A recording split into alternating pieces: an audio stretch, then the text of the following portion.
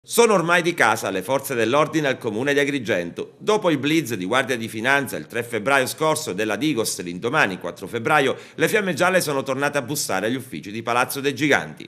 E ancora una volta per sequestrare e acquisire faldoni e incartamenti relativi alla scottante inchiesta sul presunto scandalo che va sotto il nome di Gettonopoli. Un'indagine che ruota attorno al numero delle commissioni consiliari, qualcosa come 1333 sedute nel corso del 2014. La visita dei finanzieri del comando compagnia delle Fiamme Gialle di Agrigento al comune è stata una sorta di completamento del blitz compiuto lo scorso 3 febbraio, quando su delega della procura sono state acquisite copie verbali di tutte le commissioni consiliari degli ultimi anni.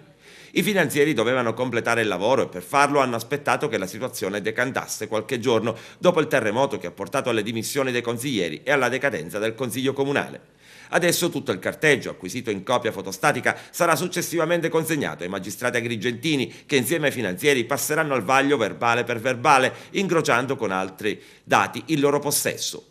E parallela a quella sulle commissioni a Palazzo dei Giganti tiene banco anche l'inchiesta sul PRG sulla mancata approvazione delle prescrizioni esecutive. Ritardi colpevoli che hanno spinto decine di cittadini ad avviare azioni risarcitorie ai danni del comune.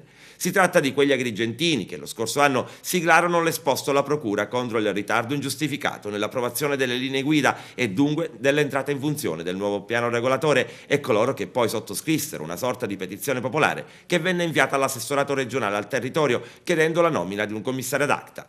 Funzionario, Mauro Verace, che è stato nominato dall'assessorato al territorio e ambiente lo scorso 13 gennaio.